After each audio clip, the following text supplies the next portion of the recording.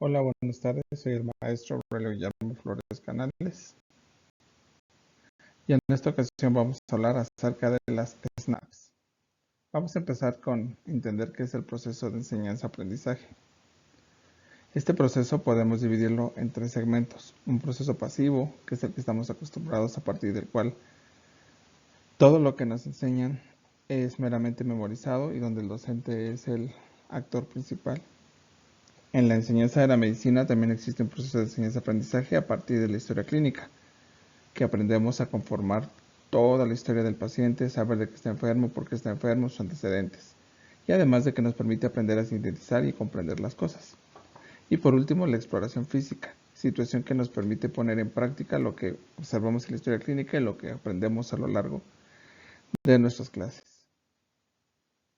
Esto tiene que ver con la estructura del conocimiento médico, en el cual debemos dar énfasis y proporcionar gran volumen de información en cursos de disciplinas específicas que no son integradas.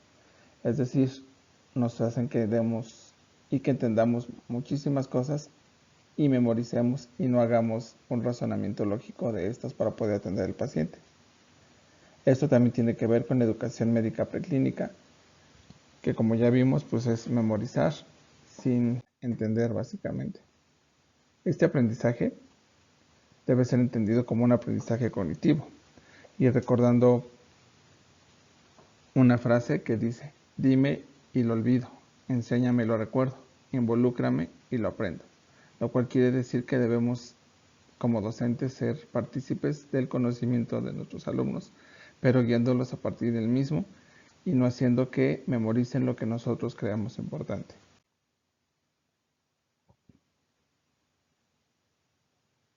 Ahora bien, hablando en relación a esto, podemos entender lo que es la práctica reflexiva, que llega a partir de una pregunta que es: ¿se puede aprender a transformar la experiencia en conocimiento profesional?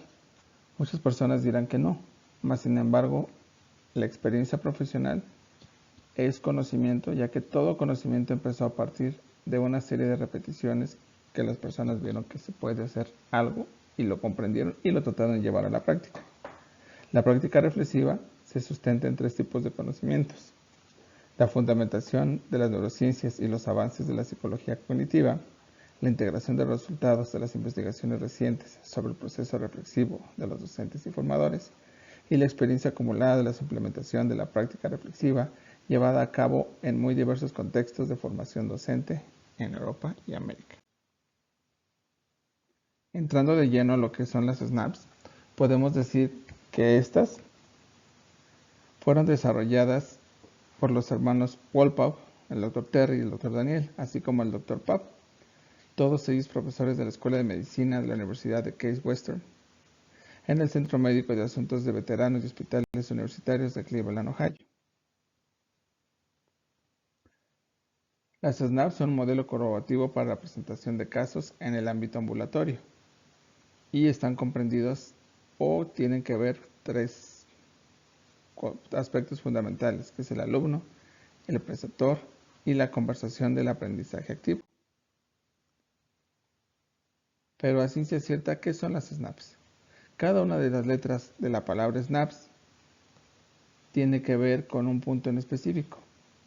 La palabra, cada una de sus letras viene de origen inglés, y en español la S quiere decir resumen de caso, la N plantea el diagnóstico diferencial, la A que analiza distintos diagnósticos diferenciales, la P que es aclarar las dudas, la segunda P que es propone un plan de diagnóstico o tratamiento, y la S elige qué vas a estudiar del tema, es decir, lo que nos falta, lo que queremos indagar con más profundidad. Ahora bien, el rol del aprendiz en la interacción educativa en el consultorio debe estar basado en una comunicación de la información de forma fáctica. Es decir, debemos recordar que actualmente el alumno tiene un papel central, el papel activo. Él es el que tiene la experiencia real y el que busca el aprendizaje. Mientras que nosotros como docentes instructores debemos ser los facilitadores y los guías de este aprendizaje. Las SNAPs tienen diferentes componentes, como ya vimos que es el resumen del caso, que presenta solo los datos relevantes. Algunos de los aspectos del contexto pueden ser discutidos en el diagnóstico diferencial. El segundo punto es plantear diagnósticos diferenciales.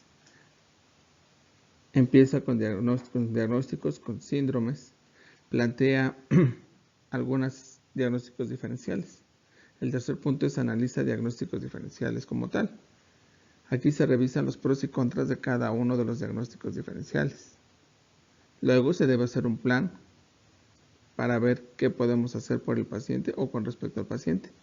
Aquí debemos hacer un plan conjunto donde podamos resolver las dudas que se tienen sobre el posible diagnóstico. Como penúltimo punto, se propone un plan en relación al diagnóstico y el tratamiento que necesariamente debe ser una revisión integral del problema clínico y del paciente. Y por último, debemos elegir qué estudiar. Aquí reflexionamos en relación al caso y las circunstancias que podemos mejorar, es decir, las lagunas que llegamos a determinar en relación a él.